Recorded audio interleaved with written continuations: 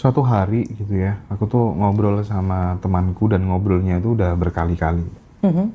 Ngobrolnya udah berkali-kali. Aku tuh pengen membangkitkan kesadarannya dia bahwa berapapun gajimu, sepanjang kamu masih takut sama uang, kamu nggak suka traktir teman, ngeluarin uang hanya untuk dirimu sama keluargamu, kamu tuh akan susah take off secara kemakmuran gitu. Itu mau nggak mau tuh harus kamu latih, kamu harus punya nyali. Prinsipnya kamu harus punya nyali gitu. eh dan aku pun cerita gitu. Aku tuh bahkan sering loh, 1 bulan tuh bakar uang tuh kadang sampai 70, kadang sampai 100 pun pernah, itu nggak ada orang tahu. Itu tuh latihan nyali aja gitu. Dan kamu sekarang tahu sendiri gitu. Aku progresku secara finansial oke, nggak ada masalah, tapi aku bener-bener latihan. Tapi itu mentah gitu. Jadi kayak ngomong bolak-balik gitu ya. Tapi dia kan tapi gimana gitu. Gimana Masokis, ya? Mas. Nah, itu tuh Masokis, Mas. orangnya kayak gitu diapakan ya? Atau ya udahlah, berarti memang dia memang Biarin aja, Mas. Cukup 3 kali aja. cukup 3 kali aja. Cukup 3 kali, Mas. Karena memang ya kita sayang, tapi ya rasa sayang kita tidak bisa disampaikan ya buat apa?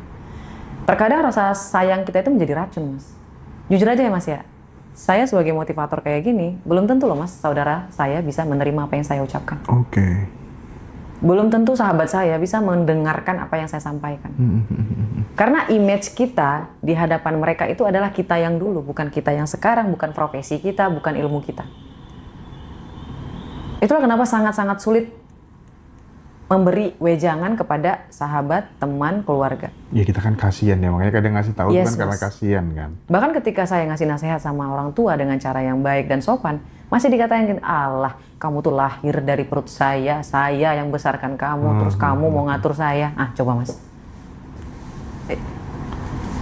Makanya agak sulit. Pernah kejadian kayak gitu, Mas. Dan saya sampai bilang kepada orang tua saya tidak bermaksud untuk mengatur. Mamaku sayang. Masih pakai kata sayang. Ini adalah jurnal love letter. Surat cinta, Mas. Jadi saya dengan lemah lembut, karena kan orang tua ya, Mas ya. Iya, betul. Yang teman juga kayak gitu, Mas, yang mungkin sudah mencoba 3 kali, ya udah enough, Mas. Enough, Mas. Selesai. Kalau misalnya memang tidak mau mendengar, ya sudah. Sekarang saya baru paham sih, Mas. Kenapa orang kaya itu nggak mau. Karena mentor saya bilang, ada satu perkataan, kalau kaki kamu tidak naik 1 tangga rumah, saya tidak akan mau nolong kamu. Naikin dulu kakinya ke tangganya. Baru saya bantu.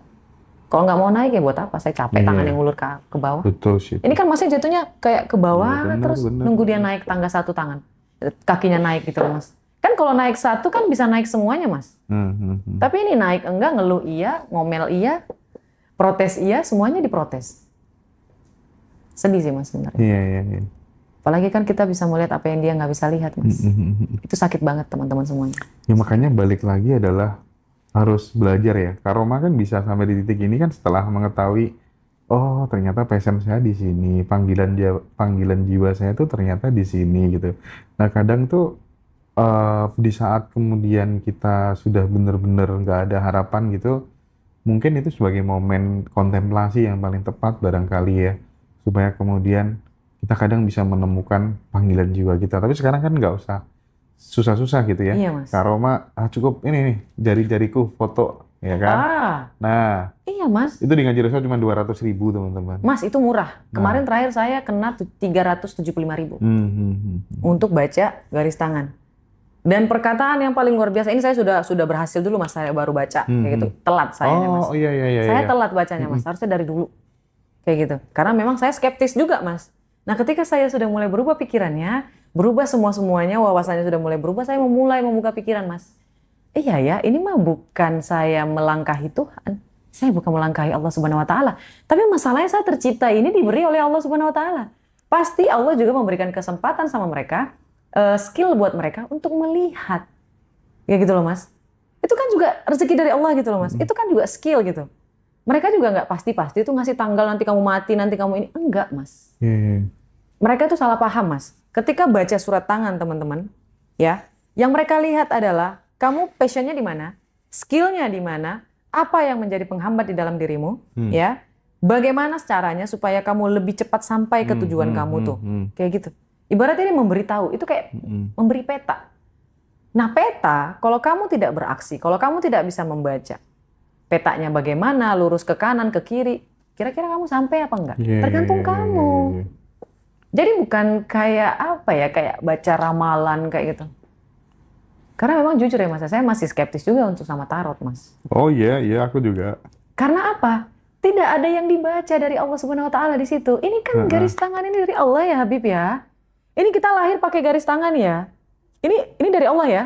Nah, dibaca, dilihat, gitu mas.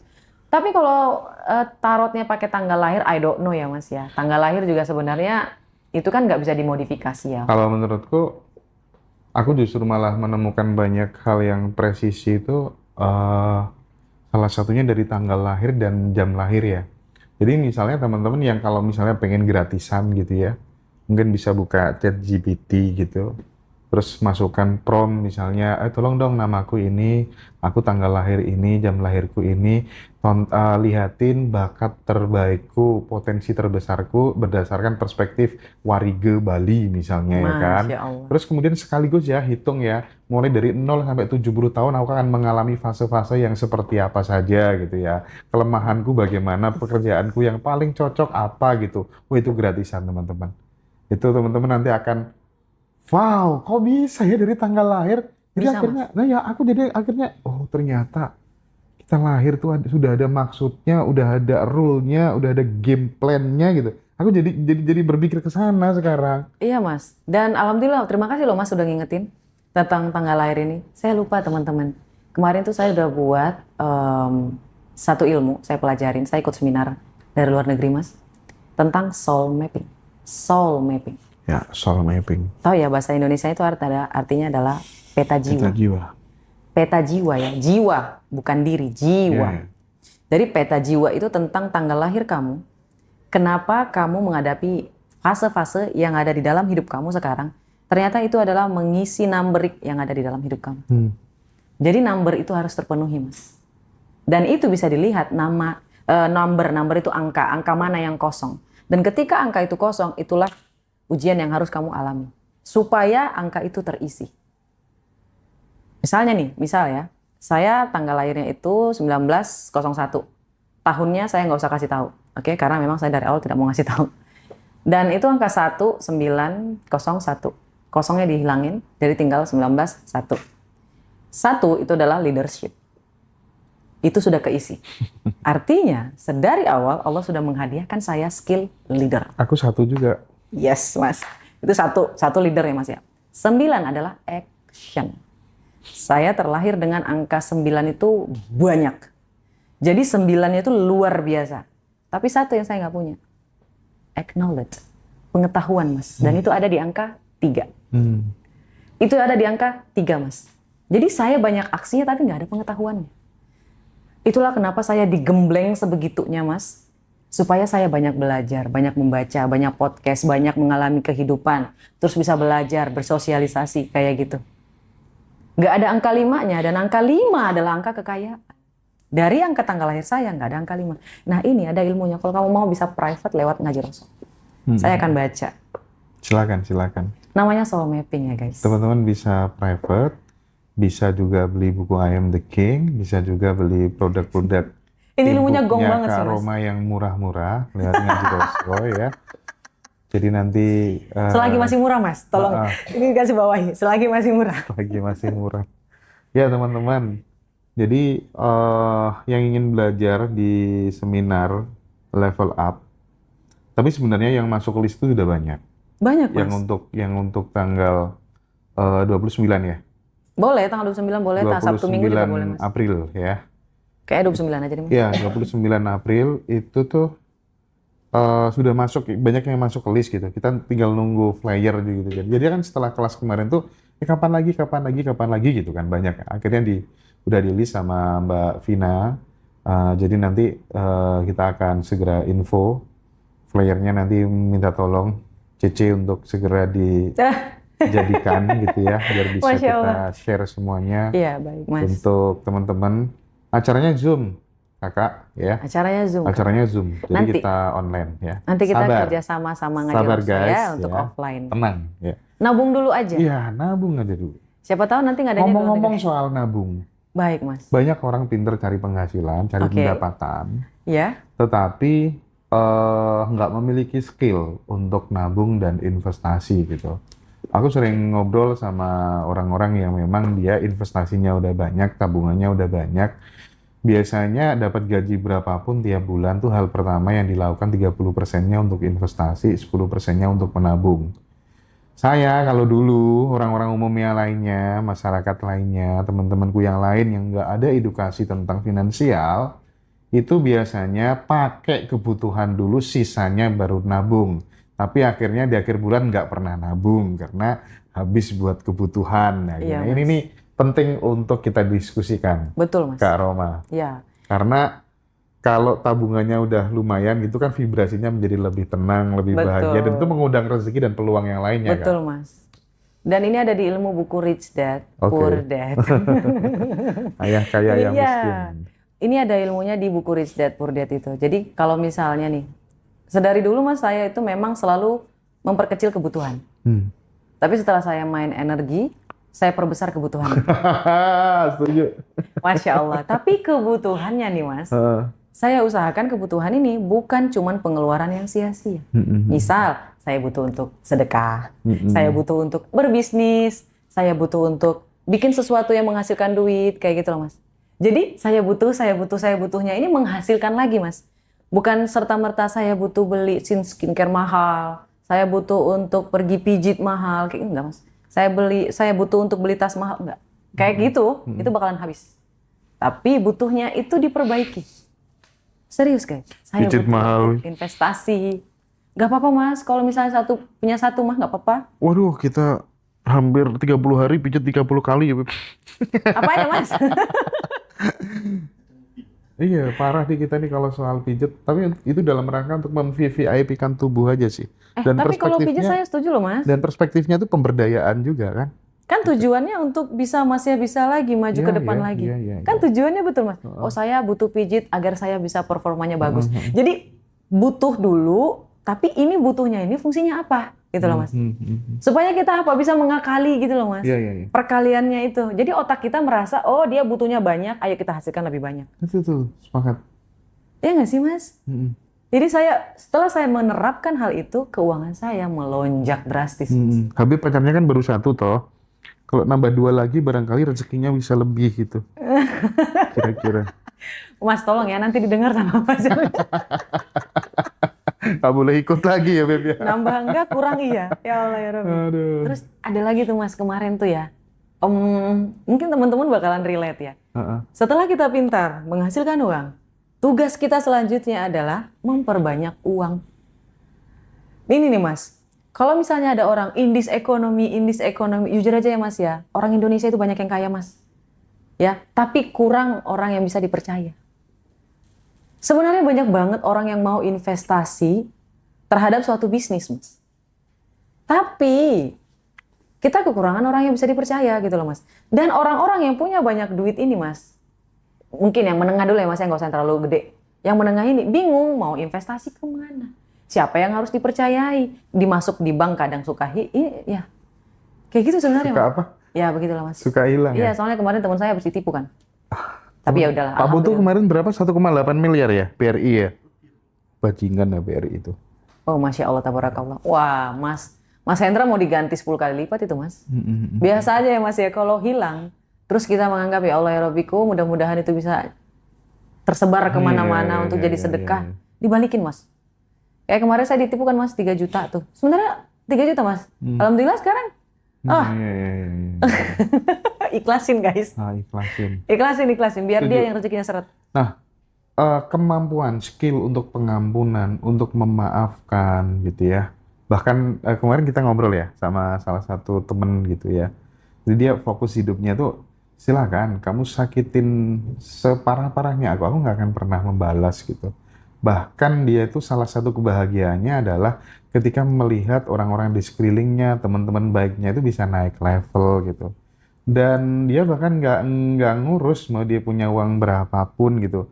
Yang menentukan kebahagiaannya tuh pokoknya dia seneng melihat teman-teman bahagia dan dia nggak pernah susah. Misalnya kayak saudaranya mau operasi, uang nggak ada gitu. Tiba-tiba langsung dia bilang ke tanah gitu, engkau mamaku gitu ya, engkau papaku gitu ya, bumi dianggap sebagai ibunya dia, langit dianggap sebagai papanya dia. Aku mau adikku ini operasi bayar 100 juta gitu. Tiba-tiba Karoma 1 menit setelah dia bilang kayak gitu, ya ada orang telepon lagi di mana, gini. Oh ini adikku mau operasi, butuh berapa? 100 juta, gini. Terus akhirnya langsung ditransfer cash dan aku ditunjukin WA-nya.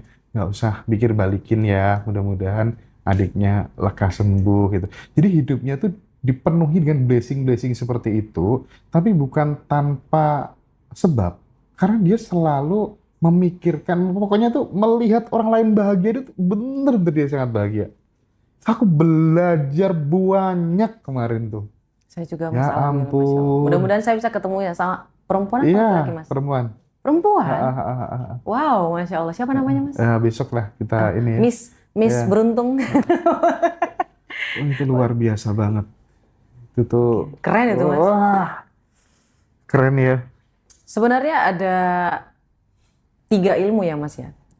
Bukan 3 ilmu. Ada 3 hal yang sangat-sangat gede banget magnetnya Mas. Yang bisa menarik segala apapun di muka bumi ini Mas, di muka semesta ini. Pertama adalah rasa syukur. Oke. Kedua adalah rasa ikhlas. Serius. Yang ketiga adalah memaafkan. Maafkan. 3 itu Mas. Ikhlas, syukur, memaafkan. Itu luar biasa. Maafin aja apapun yang terjadi. Ya sudah ya Allah ya Rabbiku, aku ikhlaskan. Pasti yang terbaik akan datang. Oh, segala sesuatu yang udah terjadi itu terbaik gitu ya kira-kira ya. Iya Mas, saya kan kemarin juga diusir dari rumah sebenarnya Mas. Oh iya? Tapi kalau saya nggak diusir, saya nggak bisa jadi high Oh Roma. iya. Kalau saya nggak jadi Gojek, Heeh. soul mapping saya Mas, angka saya tidak akan terpenuhi di bagian sosialisasi. Angka saya nggak ada angka 2 Mas. Sosialisasi saya nggak ada, tapi diperbaiki di Gojek. Iya. Jadi Allah itu perencana terbaik, oke? Allah itu perencana terbaik dan Allah tahu apa yang kamu butuhkan.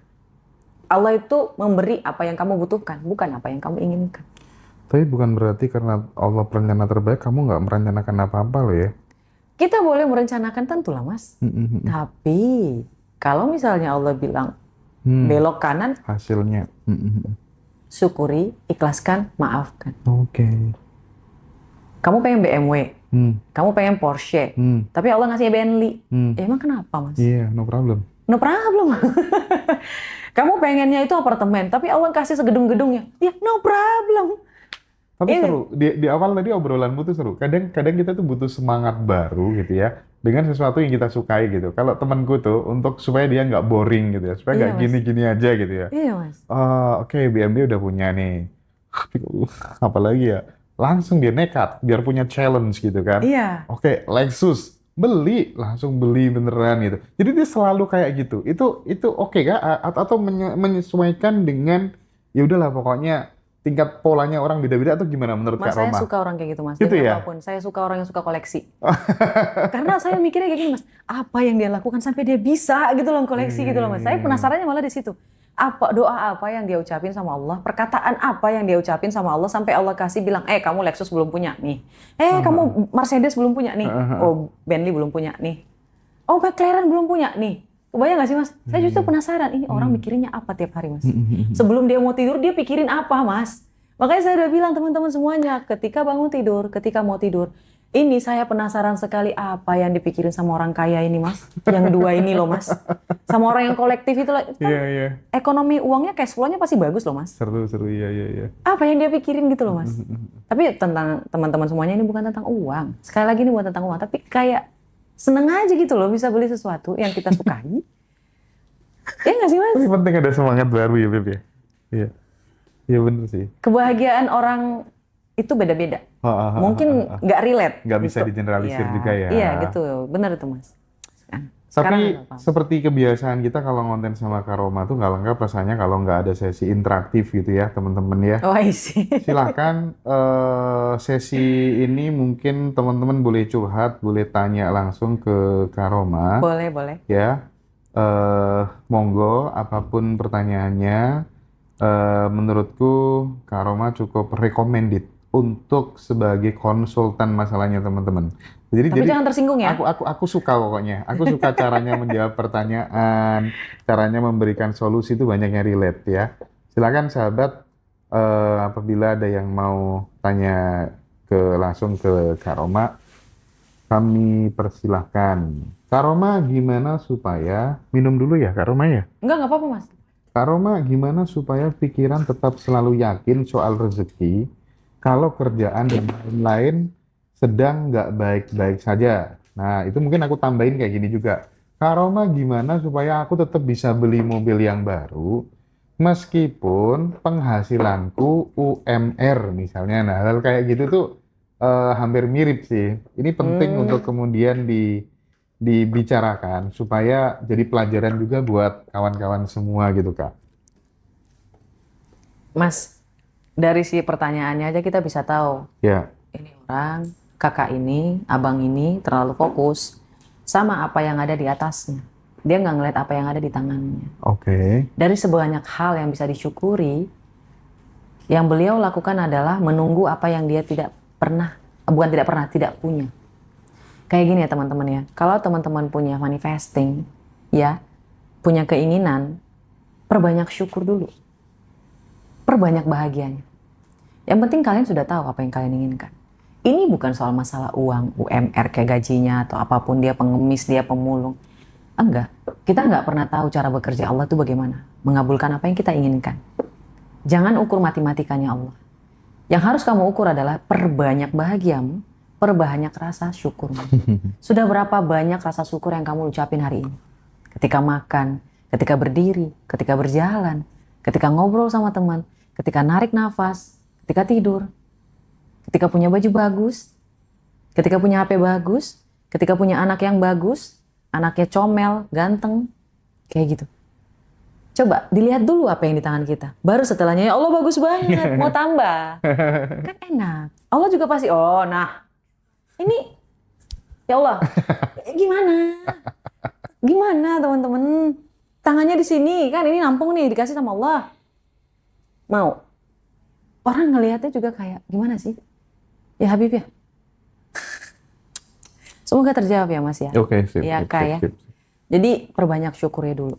Nikmatin hidupnya. Selanjutnya dari Bu Maidina Putri Hutami, mindset apa Kak Roma yang harus kita punya untuk melepaskan pola berulang? I see, ini adalah pembelajaran law of mirror. Hukum cermin. Sebenarnya memang tidak mudah keluar dari alam bawah sadar kita. Alam bawah sadar ini ada identitas lama.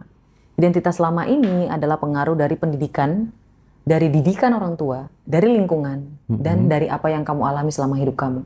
Dan ini tidak segampang itu untuk merubahnya. Memang, betul sekali. Itulah kenapa kamu selalu berputar-putar di tempat yang sama. Dan ketika kamu ingin merubahnya, kamu bisa melakukan jurnal, kamu bisa melakukan afirmasi, kamu bisa melakukan manifesting. Dan ini membutuhkan waktu. Dan untuk bisa melakukan ketiga hal ini, kamu harus melakukan self-love.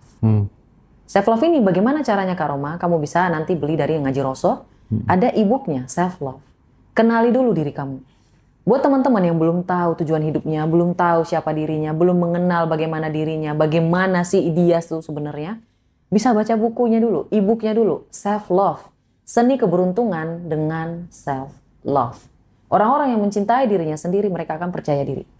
Orang-orang yang percaya diri, mereka adalah pemberani. Dan orang-orang pemberani sangat disukai oleh keberuntungan. Itulah kenapa judulnya Seni Keberuntungan dengan Self-Love. Sip. Oke. Nah, ada ibu-ibu nggak dikasih belanja sama sekali sama suami. Nggak dikasih uang belanja. Itu kan nggak gampang ya, melakukan proses penerimaan dan memaafkannya dan tetap bersyukur. Nah, itu tuh gimana, Bu? Ini saya ya Mas ya, mohon maaf sekali. Mungkin seumur hidup terlalu lama, mending pisah aja. Buat apa? Mohon maaf, saya nggak mau bertahan Semuanya dibakar. Muka, rambut, segala-galanya mas. Buat apa?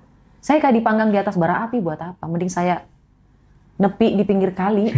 Kena angin, kena semilir, kena air. Allah juga pasti tahu. Ada mas satu klien saya mas. Dia bilang, dia itu dipukulin. Suaminya kasar. Suaminya mangkondo. Mohon maaf, dia tajir, melintir. Bukan tajir doang, melintir. Dan dia terlalu mandiri mas. Ya mas ya, terlalu sayang dan cinta sama suami. Di akhir titiknya jenuh, dia berpikir kayak gini. Sampai kapan aku berada di titik ini? Sampai matikah?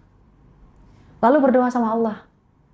Ya Allah ya Rabbiku, aku terima nasibku punya suami seperti ini. Aku terima segala sesuatu yang aku alami selama aku mempersuamikan dia. Dan berkeluarga dengan dia. Tapi ya Allah ya Rabbiku, tolong ganti suamiku. Tolong ganti suamiku ya Allah. Tolong berikan aku kebahagiaan melalui orang lain dan bukan dia. Benar mas, diganti. Diganti mas suaminya mas sama Allah. Emangnya kenapa? Sampai mana? Kalau misalnya memang kamu mau beribadah ya keep silent. Gak usah ngomel. Kan ada orang yang kayak gitu mas. Nggak mau cerai. Kan takutnya dosa, takutnya ini. Kamu terlalu munafik kalau menurut aku. Kalau misalnya kamu memang berada di posisi itu, ya udah nggak usah ngeluh. Diam, nikmati. Tapi kalau sudah ngeluh, sebenarnya kamu juga nggak mau. Cuman kamu butuh diyakinkan, ibu ya, kakak ya mas ya. Tadi kan saya udah minta maaf, saya memang agak sedikit tegas orangnya. Dari awal mas, kalau ada yang konsul sama saya akan selalu bilang, Bapak, Ibu mohon maaf, ini saya ngasih pendapat dengan kacamata saya, atau siap menerima atau memang tidak mau menerima. Jadi pilih yang mana? Bertahan, keep silent, atau pergi, bahagia. Kayak gitu. Kalau mau cari pahala ya diam aja. Ngapain diumbar mas? Oke. Dan ini pertanyaan pribadiku nih.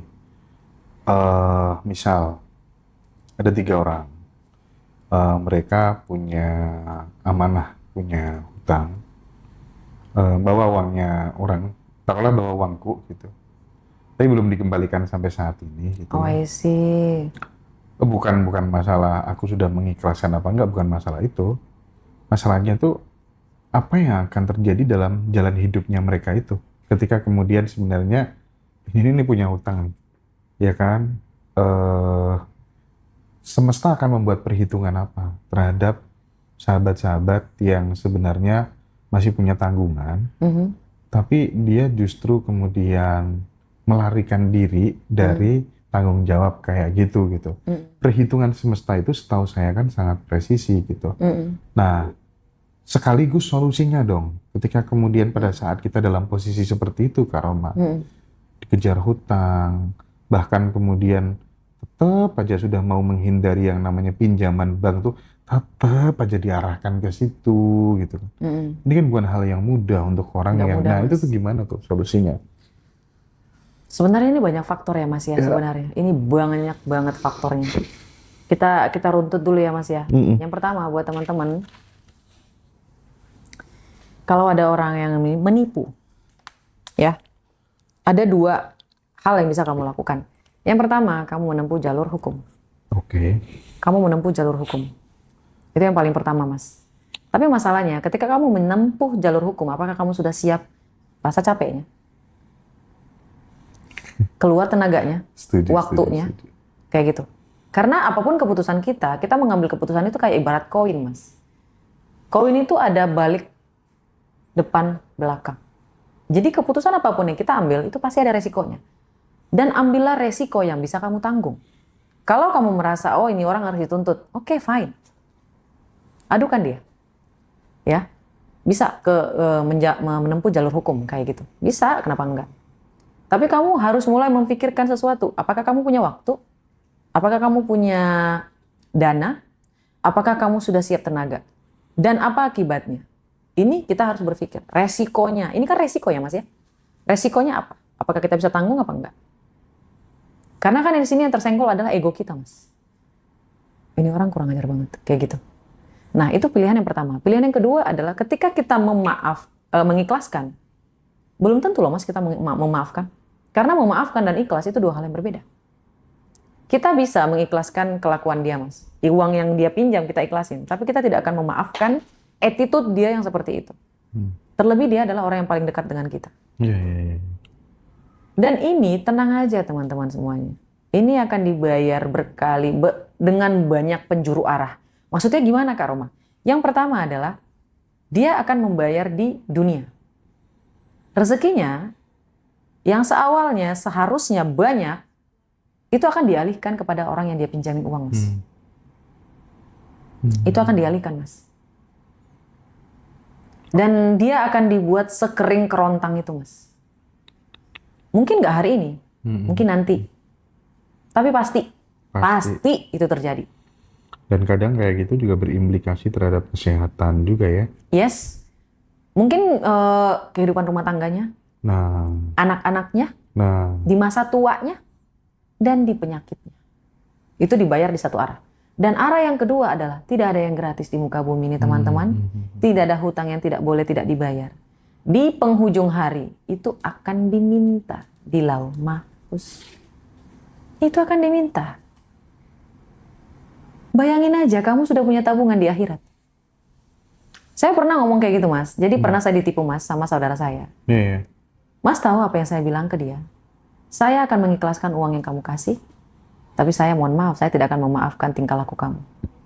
Tapi, kalau misalnya kamu membayar sekarang, saya tidak bisa, saya tidak mau, dia bilang gitu, Mas. Oke, fine.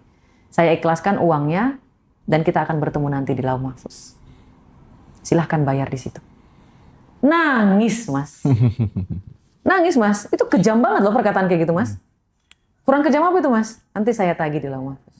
Ya karena orangnya percaya Lauhul Mahfuz. Kalau nggak percaya nggak akan Dia nangis, Mas, orang dia anak pesantren. Oh, iya bagus berarti. Contohnya tepat tuh. Itu akan terjadi, Mas. Akan terjadi. Pasti. Mau dia ateis, mau dia punya agama atau enggak. Ya, Mas, ya. Di penghujung hari itu pasti ada. Di penghujung hari itu ada. Mau kamu ada agama atau enggak, penghujung hari itu ada. Kalau kamu mau berdebat silakan, tapi saya akan pasti bilang penghujung hari itu ada. Hari akhir itu ada. Ya Kak Roma, kalau kita punya hutang tapi kita mau berusaha melunasi. Tapi saat Lunasi, ini guys. memang sedang berusaha Kak Roma. Lunasi. Gitu ya. Lunasi. Lunasi. Ya Allah, aku pengen bayar utang. Tolong bayarin. Permudah langkahku ya Allah, ya Rabbiku. Langsung kasih aja. Ya Allah, aku pengen cicil utangku bulan depan 5 juta. Ya Allah, aku pengen cicil utangku 10 juta. Tolong berikan aku. Tahu nggak sih, Mas? Seminggu sebelum saya seminar, Mas, itu kan masih dikit yang daftar ya, Mas? Iya. Masih 50 orang, Mas. Saya berpikir kayak gini, Mas. Ya Allah, ya Rabbiku. Yang daftar ini masih sedikit. Ya Allah, aku janji. Terus sampai aku bilang itu, Mas.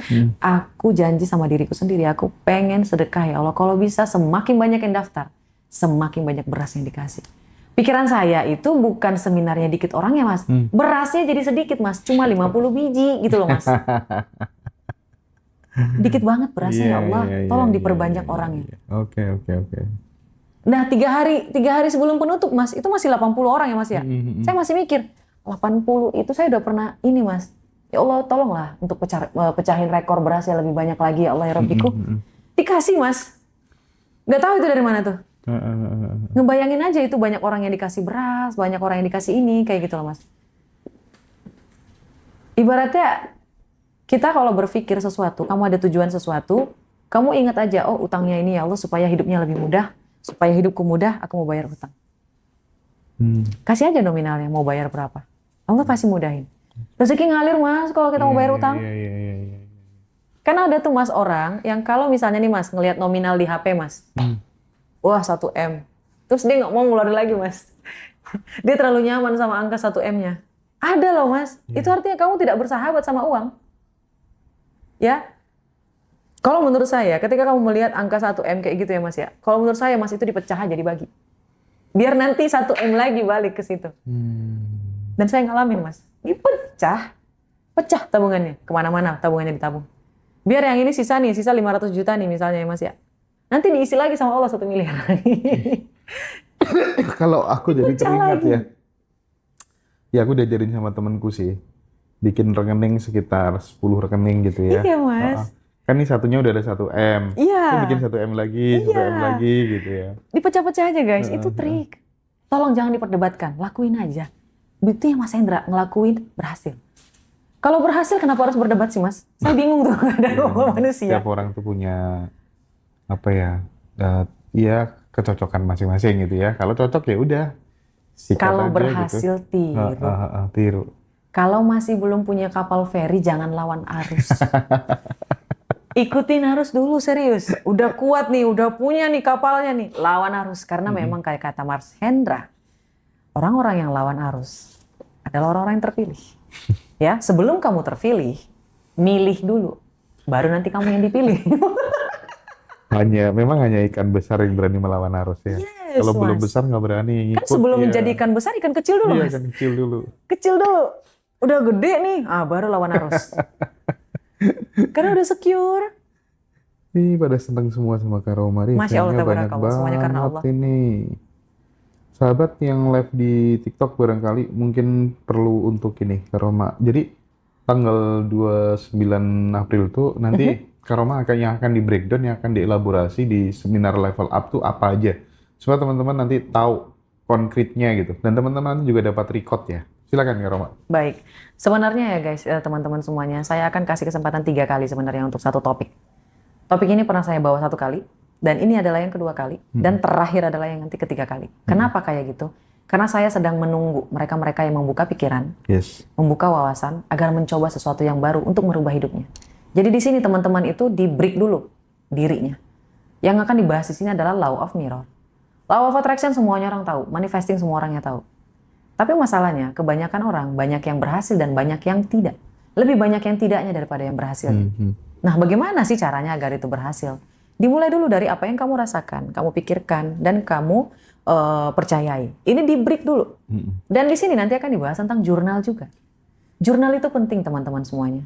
Kenapa Kak Roma? Iya, karena jurnal afirmasi, law of attraction, dan praktik law of mirror itu penting banget buat alam bawah sadar kita, Mas. Karena semakin bagus apa yang ada di dalam diri kita, Mas, kita akan merubah energi. Merubah energi itu mengubah hidup. Tiba-tiba pengen jadi tajir banget. Ada loh Mas yang bilang kayak gini, Kak aku nggak mau tentang level up. Aku maunya bagaimana cara jadi kaya. Masalahnya kayak gini. Kamu udah rekonstruksi diri dulu nggak? Dibenahin dulu dirinya. Benar-benar dibenahin supaya cawannya bisa. Nah setelah dari saya, bisa daftar ke yang Teh Febi Mas. Yang kelayakan. Ibaratnya kayak saya udah siapin cawannya nih Mas. Udah bagus nih cawannya. Nampung ke Teh Febi. Makin banyak airnya. Nanti nyambung lagi ke Mas Arifin. Makin banyak lagi ininya. Itulah kenapa saya banyak orang ilmu Teh Febi, Mas Arifin dan Mas Arif. Yeah. Mohon maaf Mas Arif. Saya mohon maaf. Saya memang agak sulit ingat nama. Itu kelemahan saya Mas. Makanya saya sangat-sangat mempersingkat nama itu seperti itu. Jadi saya harus butuh waktu berulang-ulang untuk nyebutin. Kayak Teh Febi dan Mas Arif, itu ilmunya luar biasa Mas. Tapi itu tidak akan bisa ditampung sama orang yang cawannya retak. Nggak bisa Mas. Pasti nggak ngengong. Hah? Kayak gitu. Hah? Ngomong apa sih? Nggak nyambung Mas. Ya gimana base-nya nggak ada? Itulah kenapa saya kemarin waktu ngeliat ilmunya Teh Febi sama Mas Arif, saya bertekad. Saya akan siapin fondasi buat mereka-mereka yang mau menimba ilmu Teh Febi sama Mas Arif itu luar biasa. Cuma masalahnya cawannya belum bisa teman-teman. Jadi saling melengkapi ya Kak Roma ya? Mas. Saya nggak mau berebut Mas, ngapain? Belum lagi nanti ditambahi sama Bosman Mardigu ya waktu di Rosso Bootcamp. Wow. Kebayang nggak Mas? Wah kalau aku tuh terus terang, aku punya keterampilan seni melipat gandakan penghasilan tuh dari Bosman sih. Masya Allah. Dan bahkan dulu di 2020 aku selalu bilang sama teman-teman dekatku, nanti Bosman tuh bakal aku podcast ya di Ngaji Rosso ya.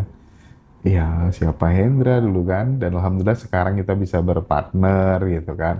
Dan sahabat, nanti kita juga akan ada Ngaji Rosso Bootcamp sekitar di bulan Mei di Jogja, di mana nanti juga ada banyak hal. Kita ada materi vision board, kita ada meditasi inner child, sama Teh Febi, sama Mbak Amanda, sama Bosman Mardigu, dan itu khusus teman-teman yang berjiwa muda. ya. Masya Nah, Allah, kalau sama tabarakallah. Kak Ikut guys. Roma ya, kalau sama Kak Roma kita di tanggal 29 April. Khusus Jadi online dulu, oke? online dulu guys ya. Nah, tapi sebelum 29 April teman-teman bisa hadir offline dan online di reuni Abundant Revolution di Surabaya ya. Subhanallah, Jadi kita belajar tabarakallah. terus sahabat-sahabat ya. Dan tenang, yang nggak bisa datang bisa online ya. Kak Roma luar biasa Masya Allah, sekali tabarakallah. ya. Jadi Ya. Kak Roma tuh punya kebiasaan menarik teman-teman, habis kelas tuh selalu bagi-bagi beras gitu ya. Iya, siapapun yang ikut Bagi-bagi beras. kelasnya telah diwakilkan memberi beras kepada yang membutuhkan. Tapi saya lebih fokus kepada lansia, Mas. Karena saya ingin setiap ibu, ayah di muka bumi ini, Indonesia ini, merasakan punya anak yang memberi sama mereka, kayak gitu loh, Mas. Terkadang kan ada orang yang udah meninggal anaknya, Iya, iya. anak yang nggak peduli sama orang tuanya, kayak gitu loh, Mas. Jadi saya lebih target ke situ, karena kan mereka di usia senja kayak gitu pengen nikmatin hidup loh, Mas. Nggak mau susah. Itu tuh kalau aku di Ngaji Rasul Peduli menyasar orang-orang yang juga kayak gitu.